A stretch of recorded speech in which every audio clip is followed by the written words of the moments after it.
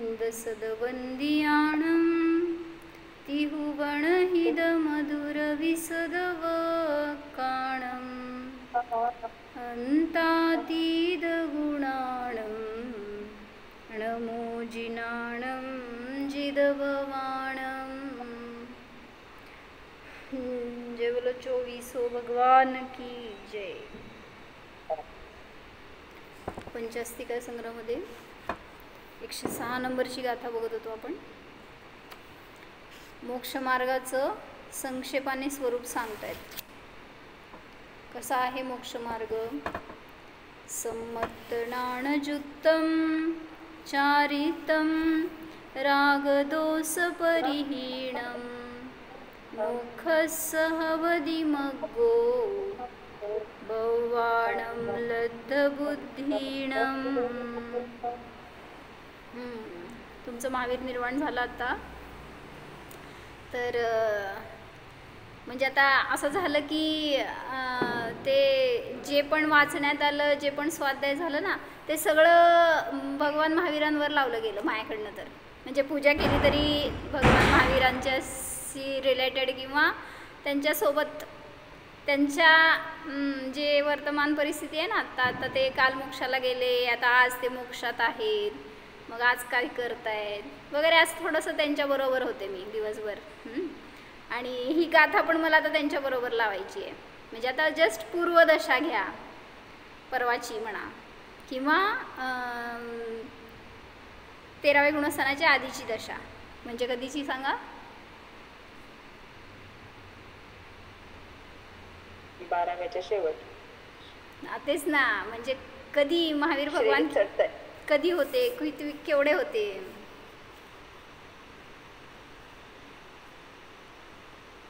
30 वर्षाचे होते। 30 वर्षाचे होते।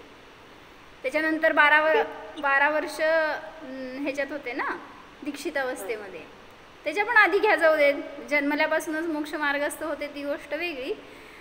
पण आता जेव्हा 13वं गुणस्थान प्रगट झालं त्याच्या पूर्वदशा सगळी, म्हणजे 42 वर्षापर्यंतची दशा म्हणा चालते। तर तिथं कसा होता त्यांचा मोक्ष मार्ग, मग तसंच आपला पण आहे हे सांगतायत। कसा आहे? सम्मत्तनाणजुक्तम, सम्यक्त्वानी ज्ञानाने युक्त आहे, चारित्रच मोक्षमार्ग आहे, रागद्वेषाने रहित आहे, तोच मोक्षमार्ग आहे, मोक्षाचाच आहे, मार्गच आहे, भव्यांनाच होतो आणि लब्धबुद्धीवाल्यांना होतो। आणि शेवटचं विशेषण काय होतं?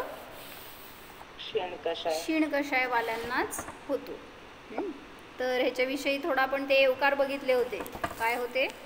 मला कोणाचा तर मेसेज आला होता की त्याच्याबद्दल कळालं नाही लय, म्हणून म्हणलं सांगते परत तुला असं। अयोग विच्छेद, जेव्हा विशेषणला आपण लावतो, रत्नत्रय ही मोक्षमार्ग आहे असं केलं होतं आपण। बरोबर। आणि रत्नत्रय मोक्षमार्ग ही आहे, मग इथे विशेषणला लावलं होतं आणि तिथे रत्नत्रय मोक्षमार्ग हे विशेषणाला लावलं। विशेषण कुठलं आणि विशेष कुठलं आहे? रत्नत्रय मोक्षमार्ग आहे, ह्याच्यामध्ये विशेषण कुठलं आहे, विशेष कुठलं आहे? रत्नत्रय विशेषण आणि मोक्षमार्ग विशेष। हां, आता हे वाक्य बदला पाहिजे, तर दुसरं वाक्य घ्या जसं त्यांनी व्याकरणामध्ये दिलंय। अर्जुन धनुर्धारी आहे, आता च तिन्हीला लावायचं आणि सांगायचं, म्हणजे समजेल अजून चांगलं तुम्हाला। काय पहिलं सांगितलं? अयोग व्यवच्छेद, काय त्याचं त्याचं काय एक्सप्लेनेशन? काय विशेषणला ही लावलं, विशेषणाला जेव्हा एवकार लावला जातो तेव्हा त्याला म्हणायचं अयोग व्यवच्छेद। आता सांगा अर्थ कसं होणार? नाही, अर्जुन धनुर्धारी ही आहे असं येणार ना। कोणाला लावायचंय? विशेषणाला लावायचंय ना। अर्जुन धनुर्धारी, बरोबर आहे ना? धनुर्धारीच आहे, बरोबर आहे। हे विशेषण आहे आणि हे विशेष्य आहे। जेव्हा विशेषणाला एवकार लावला त्यावेळेस तिथं अयोग व्यवच्छेद झाला। दुसरं वाक्य काय केलं? अन्ययोग व्यवच्छेदक. जरा मला इथं दुसरं पण उदाहरण जीवावर घटवायचं आहे. अन्ययोग व्यवच्छेद म्हणजे काय केलं? विशेष्याला एवकार लावला गेला. त्यामुळे कसा वाक्य होणार? अर्जुन ही धनुर्धारी है. अर्जुनच धनुर्धारी आहे.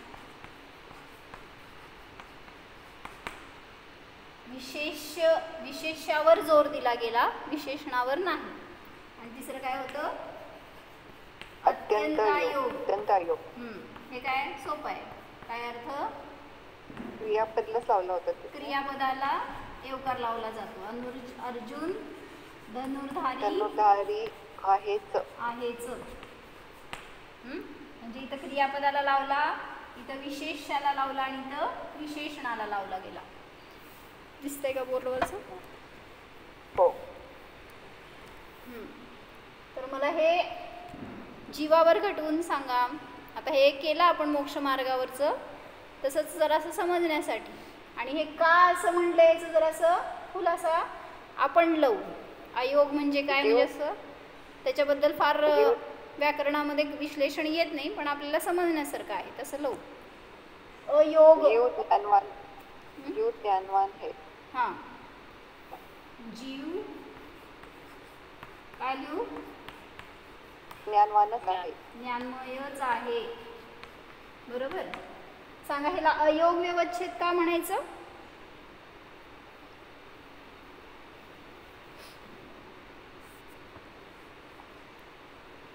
काय सांगायचंय ह्याच्यातून तुम्हाला? का असं? अयोग म्हणजे काय? दुसरा योगच होत नाही त्याच्यात. जीव ज्ञानमयच आहे, दुसरा ना. म्हणजे ज्ञानमय या विशेषणाशीच योग आहे, अन्यांचा अयोग आहे असं तोडलं त्यांना इतरांपासून. हा माझाच मुलगा आहे असं म्हणत असताना काय झालंय? बाकीच्या सगळ्या मुलांना वेगळं केलं गेलं ना त्याच्यातून. मग हा माझाच मुलगा आहे असं म्हणताना तसंच झालं. जीव ज्ञानमयच आहे म्हणताना अन्य विशेषणापासून तोडून त्या विशेषणाला जोर दिला गेला आहे. म्हणून जीव ज्ञानमयच आहे हे अयोग व्यवच्छेद झाला. काय कळलं? अयोग अन्यांचा जिथं किंवा अयोगाचा व्यवच्छेद म्हणजे योग आहे असं म्हणा. ज्ञानमयचा जीवाशी योग आहे, ज्ञानमयचाच जीवाशी योग आहे म्हणून तिथं जीव ज्ञानमयच आहे.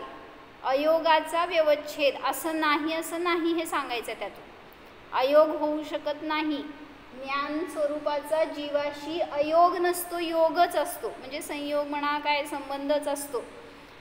जीव आणि ज्ञानमय, ज्ञान हे भिन्न भिन्न नसतंच असं सांगायचं. त्यातून काय? अयोग याचा जीवाशी अयोग नसतो. व्यवच्छेद म्हणजे दूर करणं, अयोगाला दूर करणं. मग जीवाचा ज्ञानाशी योग आहे हेच सांगण्यासाठी ज्ञानमयच आहे हे विशेषण केलं आणि त्याला जोडलं. समजलं? पुढं अन्य योगचं सांगा उदाहरण.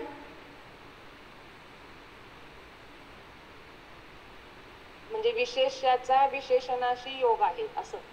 विशेष्याचा विशेषणाशी योग आहे त्याला म्हणलं विशेषणाशीच, याच विशेषणाशी योग आहे असं म्हणत असताना, कारण सगळीकडेच विशेषणाचा योग आहे, पण विशेष्याचा याच विशेषणाशी योग आहे, अन्यांशी नाही. म्हणून तिथं अयोग व्यवच्छेद झाला. योग आहेच, अयोग नाही असा अर्थ आहे. अन्य योग व्यवच्छेद मध्ये काय केलं? अन्य काय योग नाही. अर्थ वाक्य सांगा की. जीव ही ज्ञानवान है. जीवच ज्ञानमय आहे. रोज मी हिंदी बोलते तर तुम्ही मराठी बोलता, आज मी मराठी बोलायला तर तुम्ही हिंदी बोलायला लागलाय. जीवच ज्ञानमय आहे. काय सांगायचं याच्यातून? अन्य योग का?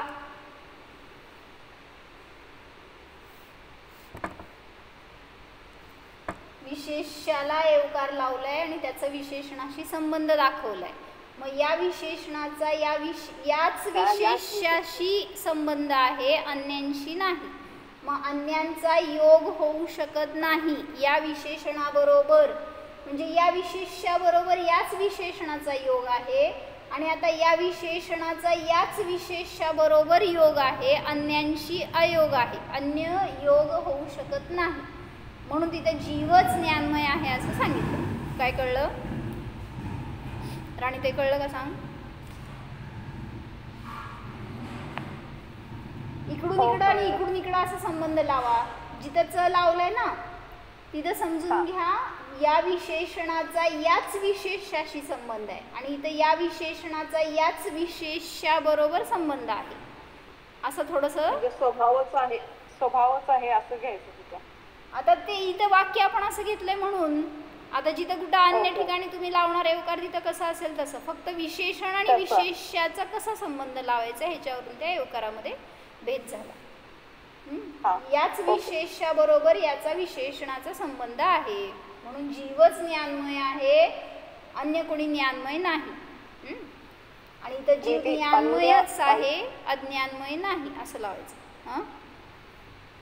अन्य योगच आहे ना, अन्य अयोग नाही ना? नाही, अन्य योग, अन्यांचा योग होण्याचा व्यवच्छेद, अन्यांच्या बरोबर संयोग संबंध होऊ शकत नाही हे सांगायचं. अन्य योग व्यवच्छेद. पुढं अत्यंत अयोग मध्ये हे सोपं आहे. काय वाक्य होणार? जीव ज्ञानमय आहेच. मी पण हिंदी बोलणार आहे, थांबा.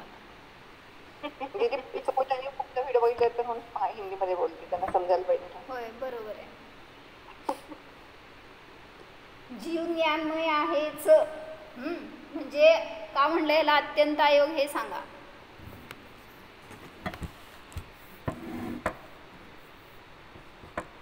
ज्यांनी मानले की हे नाहीच. बरोबर. हे ह्याचा अर्थ सांगा. अन्य अयोग व्यवच्छेद म्हणजे अत्यंत अयोग व्यवच्छेद म्हणजे काय?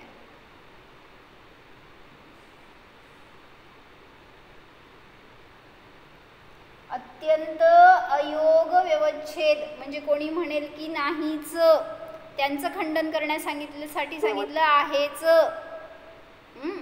म्हणजे या विशेषाचा या विशेषणाबरोबर संबंध आहेच हे सांगण्यासाठी अत्यंत अयोग व्यवच्छेद केला. 3 व्यवच्छेद सांगितले सुनीता काकी आम्ही, ऐकले का? अयोग, अन्य योग आणि अत्यंत अयोग व्यवच्छेद ऐकलं याच्याबद्दल कधी?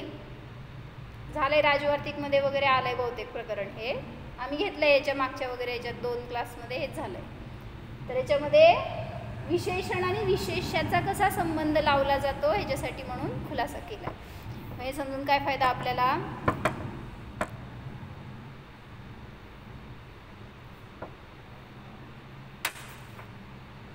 जरासं न्यायदीपिका झाली तुमची आता थोडी तरी. परिचय झालाय आता न्यायाचे, तुम्ही विद्वान व्हायला लागलाय सगळेजण.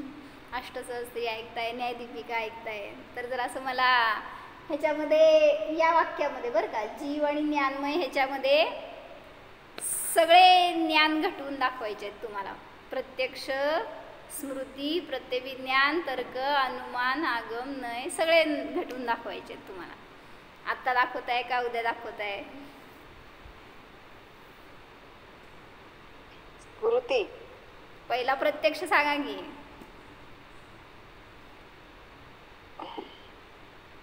कारण जाणतोय आपण हा मी ज्ञानमय आहे हे प्रत्यक्ष झालं. हा मी जीव ज्ञानमय आहे, ज्ञानमयच आहे असं म्हटलं तर हे प्रत्यक्ष ज्ञान झालं. दुसरं स्मृती सांगा. स्मरण, जीव ज्ञानमय आहे तर स्मरण. आता मला वाक्य पाहिजे हो. मी स्मृती म्हणते, तुम्ही स्मरण म्हणताय.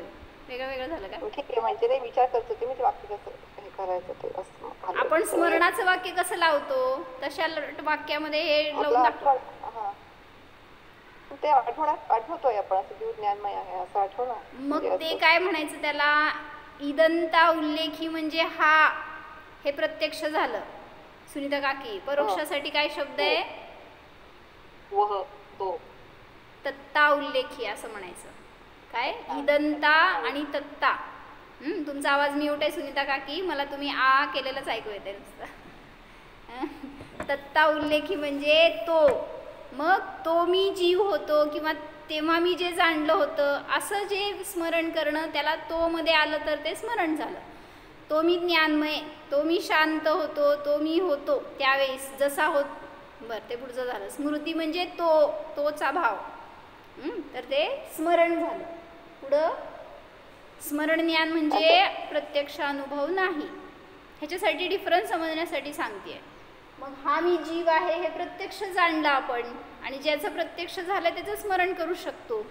मग जे जाणलंय अनुभवलंय ते तुम्ही पुन्हा नंतर अनुभवताय, नंतर ध्यानामध्ये तो विषय घेताय. जसं काल महावीर भगवंतांच्या बरोबर आपण ध्यान केलं, त्यांच्याबरोबर मोक्षाचं आनंद घेतला, मोक्ष सुखाचा. आत्ता पण मी तसाच सुखी आहे. म्हणजे तो मी काल ध्यान करत होतो, काल मी तो जाणलो होतो असं वगैरे जे स्मरण केलं ते परोक्ष ज्ञान झालं. पुढं स्मृती प्रत्यभिज्ञान. प्रत्यभिज्ञानाचे किती भेद? अनेक रस्त बघितलं तर पण बरं, मेन एकत्व, सादृश्यता, बेसादृश्यता, प्रतियोगिता. एकत्व सांगा. हा देवदत्तच आहे. म्हणजे देवदत्त. आता ह्याच्यावरच लावायचं आम्हाला. देवदत्त कशाला? हा, तर आता मी तो काय बोला की. माईकचं चिन्ह असतंय ना सुनीता काकी, त्याला लावायचं हात. माईकचं चिन्ह असतं त्याला हात लावा नुसतं. लय प्रेमाने लावत आहे, टचच होईना. कटच झाला. बरं होते, चला. काय म्हणता? काय लावायचं? एकत्व प्रत्यभिज्ञानाचं उदाहरण काय?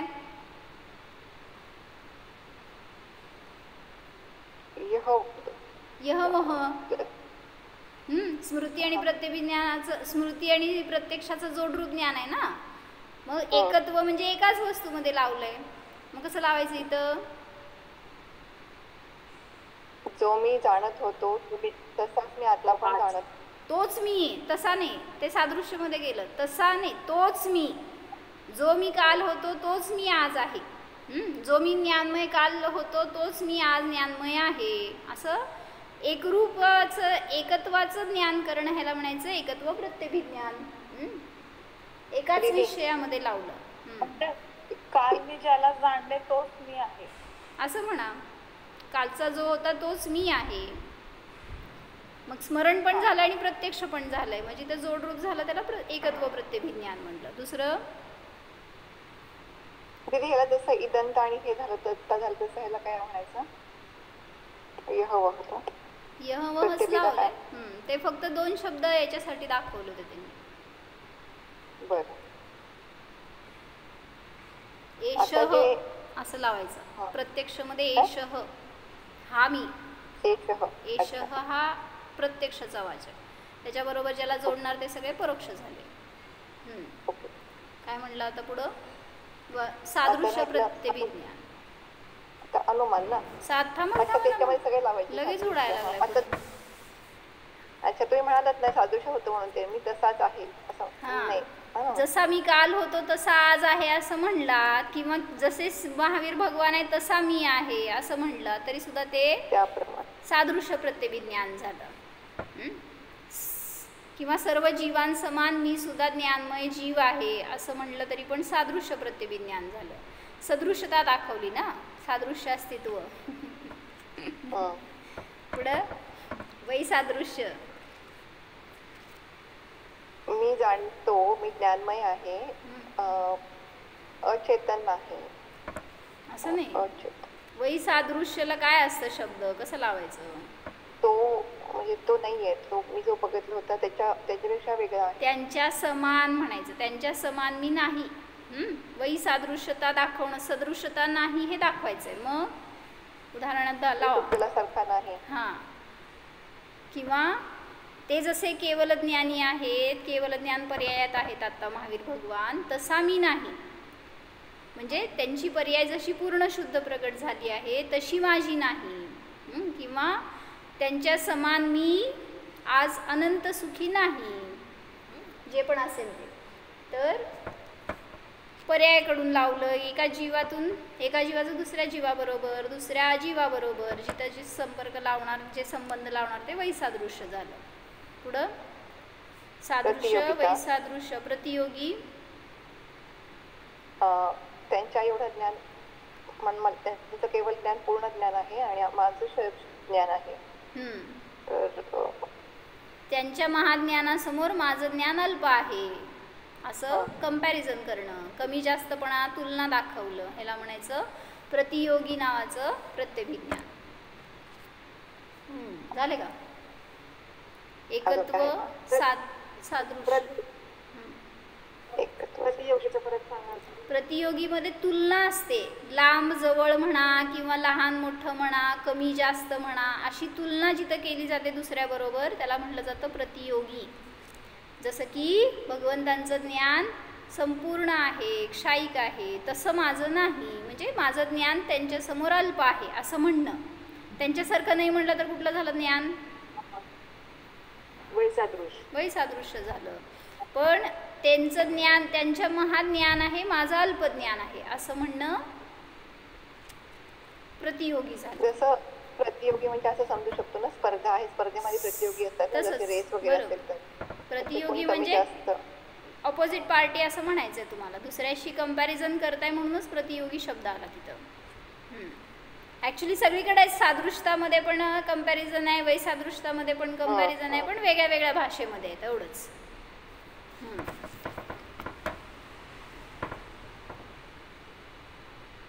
आता अनुमान, तर्क. एक मिनिट मला याच्यामध्ये तुम्हाला विचारायचं आहे, तुम्ही मला सांगणार आहे कुठलं ज्ञान आहे.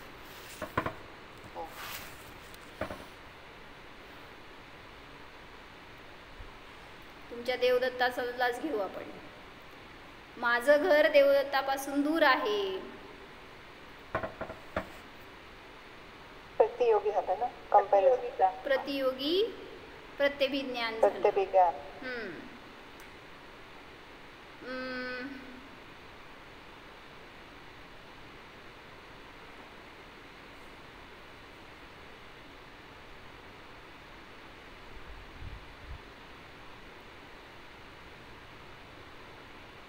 प्रत्यभिज्ञानाचा आपण खूप उपयोग करतो जीवनामध्ये ना, जास्त करून.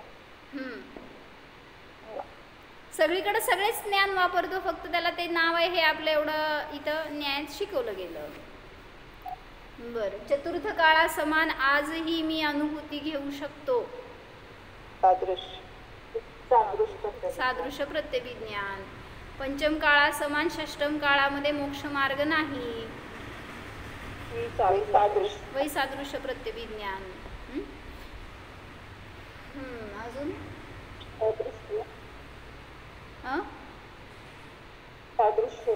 वैसादृश्य झालं ना. पंचम काळाप्रमाणे षष्टम काळामध्ये सम्यक दर्शन नाही, मोक्ष मार्ग नाही, वैसादृश्य याच्या समान तिथं नाही हे दाखवलं आपण.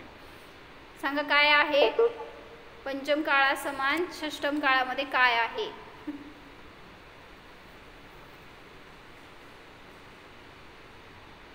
विकारी भाव. अजून विकाराकडे का गेला? दुःख. काय म्हणला योगिता ताई? हा, मग स्वभावाकडे का जाईना, विभावाकडे का चाललाय? चतुर्थ काळा समान पंचम काळामध्ये, पंचम काळा समान षष्टम काळामध्ये सुद्धा ज्ञान आनंद हा स्वभाव आहेच, कुठलाही जीव असू दे. मग सादृश्य प्रत्यभिज्ञान झालं. नाही इकडंच आहे दृष्टी आपली. म्हणजे विभाव रूपाने परिणमन ते षष्टम काळाचं रूप असंच परिचित आहे ना आपल्याला, त्याच्यामुळं नुसतं दुःखच दिसतंय तिथं, सुख स्वभाव कुठं दिसतोय. चालतंय, चला ठीक आहे. पुढं प्रत्यभिज्ञान नाही, सम्यक दर्शन नाही हे वैसादृश्य झालं, पण स्वभाव आहे हे सादृश्य झालं.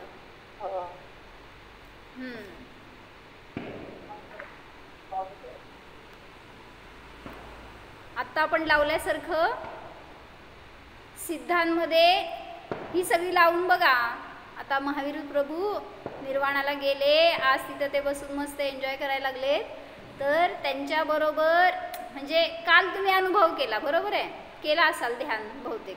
सकाळी ते मोक्षाला गेले, त्यांच्या समान मी पण निर्वाण स्वरूपी आहे, मोक्ष स्वरूपी आहे असं जाणलं. तो क्षण आपण पण अनुभवला, आनंद घेतला. तर काल गेले, संपलं. म्हणजे काल मला असं दिवसभर वाटलं की लोकांना आठवेच ना नंतर, तर ते निर्वाण लाडू चढवल्यानंतर पूर्ण विसरून गेले की त्यांना तिथं सोडून आलोय आपण. आणि मग दिवसभर बरोबर राहायला पाहिजे होतं, दिवसभर आठवायला पाहिजे होतं ते. त्यांच्या समान इथं आनंद घ्यायला पाहिजे होता आपण. जाऊ दे, कालचा दिवस गेला. आज काय करायला तो तिथं सांगा ते. आज तर कोणाला आठवणार बी नाहीत. पाडवा आज तुमचा. काय करायचं असतं पाडवा म्हणजे? काय असतं पाडवा? का करायचं असतं? आपल्यात काही नाहीये. काय नाही ना. हां, तुमच्यात आणि माझ्यातच काय नाही, बाकी सगळ्याच्यात आहे. आपल्यात राहायचंय. प्रतिपदा म्हणलं ना, अम्मा सांगतात नेहमी.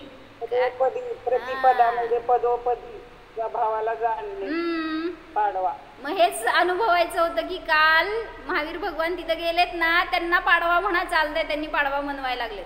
तुम्ही काय ते पाडव्याचं तुम्हाला अर्थ पण माहित नाही, असं झालं. मग सगळं आपण त्या स्वभावापासून दूर जाऊन सगळं करतोय. मग उलट तिथं सांगितलं पदोपदी आनंदाने जगण्याची कला किंवा पदोपदी आनंदी राहण्यासाठी म्हणून आलेला हा हे पण एक पर्व म्हणा, ही एक तिथी आहे. सांगतीये आपल्याला की एक एक एक एक दिवस, एक एक क्षण, एक एक समय, मिनिट किती महत्त्वाचं आहे. प्रत्येक पदी प्रत्येक समयात तुम्ही आत जावा असं सांगणारी ही प्रतिपदा आहे, पाडवा आहे. दीपावलीसारखंच आहे ना अर्थ त्याचा पण. काय काय दीपावलीमध्ये ती आवली जे घेतले ना त्याप्रमाणे प्रतिपदामध्ये लावायचं आहे. बरोबर. त्यांनी सगळ्यांनी दिवे लावले. गौतम गणधरांना पण केवळ ज्ञान प्राप्त झालं. एकानंतर एक दिवा लागला ज्ञान. तिसरं कोणाचा? सुदैव माझा म्हणजे माझा दिवस लावीना, आपण सगळं दुसऱ्याला लावत राहतोय. मग तो माझा लावण्यासाठी दिवाळी आहे.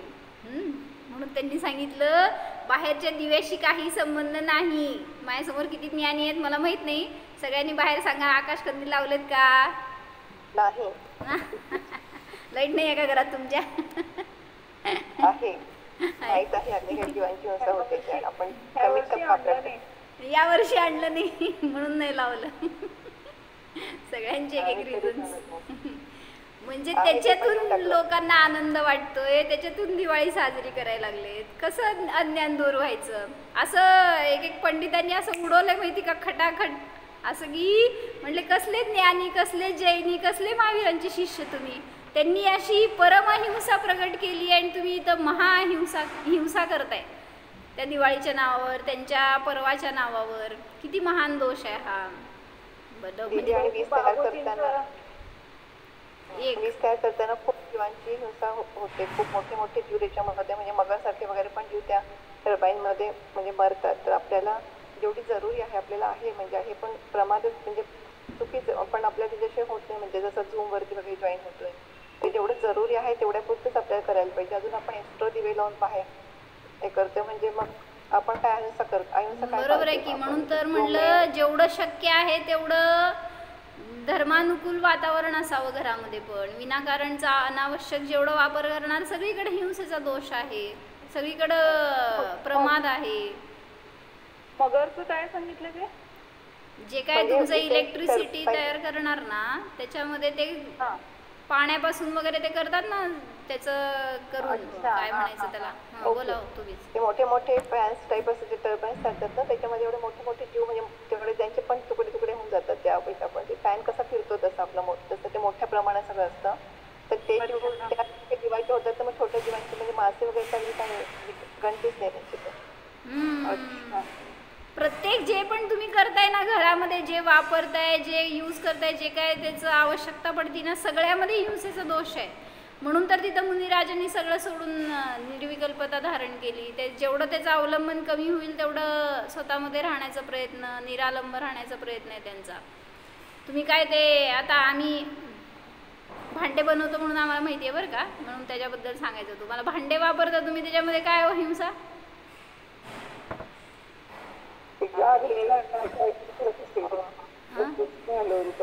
काय काय त्याला बफिंग करतात ना, त्याला बफिंग किंवा असं होतं पॉलिशिंग टाईप सगळं. हां, जे काय तुम्ही करणार ना त्याच्यामध्ये ॲसिड यूज करणार त्याला पॉलिश करायसाठी, त्याचं मेल्टिंग असतं, त्याचं प्रेसिंग असतं, अनेक गोष्टी त्याच्यामध्ये जे वापरले जातात ना मोल्ड करताना वगैरे. अनेक ठिकाणी माणसंसुद्धा पडतात त्या मोल्डमध्ये करत असताना चुकून, त्यांचासुद्धा जीव जातो एखाद्या वेळेस. म्हणजे इतकं सगळीकडं आहे हिंसा, तर किती आपण चुकीचं आहे की पराच्या अवलंबनाने राहतोय. म्हणून हे खेद पाहिजे की वापरावं लागतंय सगळं आपल्याला, हे दोष आहे, हे नको आहे वापरायला. पण जेवढी आवश्यकता आहे तेवढंच ठेवणार, त्यापेक्षा अधिक नाही वापरणार. असं तरी स्वतःला मर्यादा घालू शकतो. काय चाललं होतं, कुठं गेलो आपण? मगरीकडं का गेलो?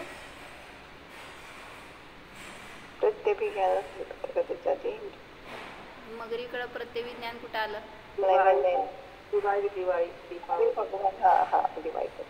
महावीर भगवानकडनं आपण तिकडे गेलो. हां, मला विचारायचं होतं, सिद्ध भगवान महावीर भगवान आज तिथं सिद्ध शिलेवर बसलेत आणि प्रतिपदासाठी चाललं होतं ना, ते आज पदोपदी स्वभावामध्ये आहेत. तर मला त्यांच्याबरोबर कंपॅरिझन करून हे सगळी वाक्य सांगा.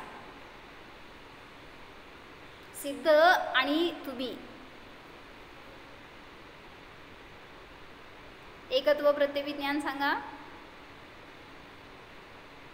त्यांचा पण केवळ ज्ञान स्वभाव आहे, माझा पण केवळ ज्ञान स्वभाव. जसे सिद्ध भगवान तसा मी, हे झालं एकत्व प्रत्ययविज्ञान. नाही तसा नाही, सॉरी, तसा नाही चुकलं. हां, हे सादृश्य झालं. एकत्व कसं?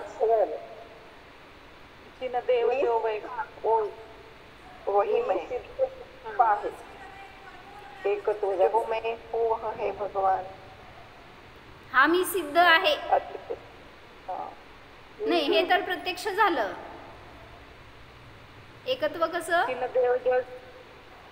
त्यांच्याप्रमाणेच मी आहे, हे सादृश्य झालं. केवळ ज्ञान त्यांचं जसं केवळ ज्ञान आहे, सादृश्य झालं. म्हणजे ते त्यांचा आणि माझा स्वभाव एक आहे ना. मी केवळ ज्ञान स्वरूपी आहे. मागं जायची गाडी आता.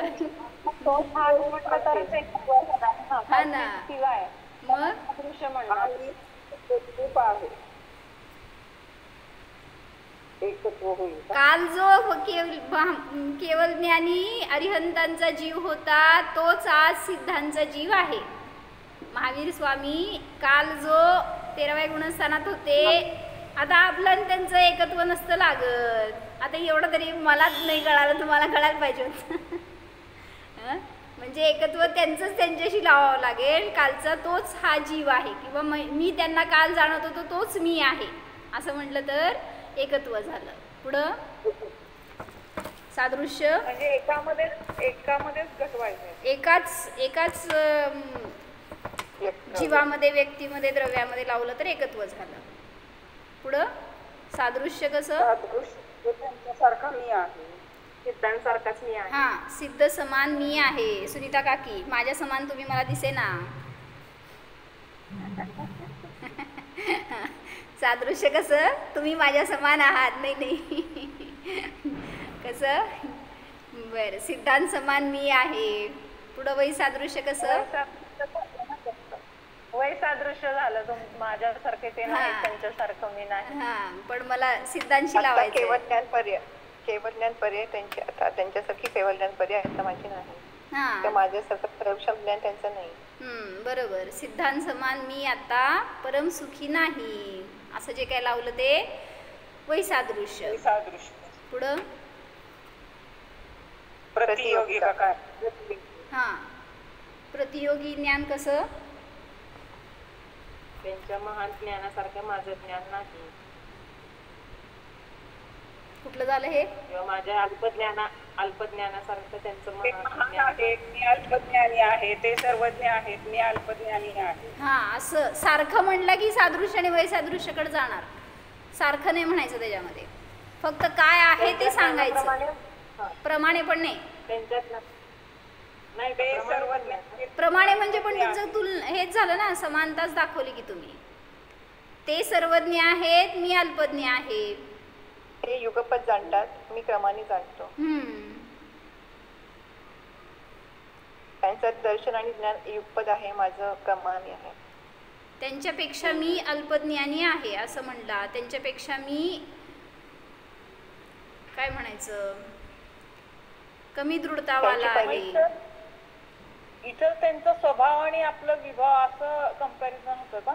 कशाला? त्यांचं पण पर्याय घ्या, आपली पर्याय घ्या. स्वभावाने तर सगळं समानच आहे की काय, स्वभावामध्ये तुलनाच नाही आहे. पर्यायातूनच तुलना करावी लागणार. स्वभाव कमी जास्त थोडी आहे. प्रगट झालेलं जे आहे त्याच्यावरूनच कमी जास्तपणा. मग आपल्याकडे लावताना आपण विभावाकडून लावायला ना, पर्यायाकडून लावायला. त्यांच्या पण पर्यायाशीच तुलना होणार आपली, हे सांगायले मी. स्वभाव तर त्यांचा आणि आपला समानच आहे. स्वभावात काय तुलना फरक नाहीच आहे. नाहीच आहे. त्यांची 30 पर्याय आहे. परत वही की वही नाही, 30 आहे. पण आपली पर्याय 30 नाही. आपल्या पर्यायामध्ये असंख्यात व्हेरिएशन्स आहेत. आपली पण 30 आहे. त्यांची सुख सुख आहे, तुमची दुःख दुःखच आहे असं घ्या. म्हणजे निरंतर सुख ते भोगतायत, तर मी पण भोगू शकतो, पण मी निरंतर दुःखाचाच अनुभव करतोय असं. तर सगळ्या या ज्ञानातून आपल्याला अनंत काळासाठी सुखी झालेत आणि शुद्ध उपयोगात म्हणजे जर मी सुख भोगलं तर माझं ते मला आता आंशिक शुद्धी झाली आहे. त्यांची परम शुद्धी आहे, तर माझ्यामध्ये आंशिक शुद्धी झालेली आहे. असं थोडंसं कंपॅरिझन करून आपण जाणलं तर आपल्याला सुद्धा समजतं. 14 नंबर चार्टचा अभ्यास करा, त्याच्यामध्ये सगळं हेच घेतलेलं आहे. त्याचा ध्यानासाठी वापर करा. केवळ ज्ञानी किंवा सर्वज्ञ झालेत म्हणून त्यांची पर्याय प्रगट दिसायला लागली आहे, आपली दिसत नाही आहे. असं सगळं स्वभावाकडे जावा. ह्या सगळ्या ज्ञानाचा उपयोग आपल्याला स्वतःला जाणण्यासाठी करायचा आहे. हो, हा मी जाणणारा शुद्धात्मा आहे, सिद्ध समान आहे, केवल ज्ञान स्वरूप आहे. मी आहेच. ओम विसर्जन.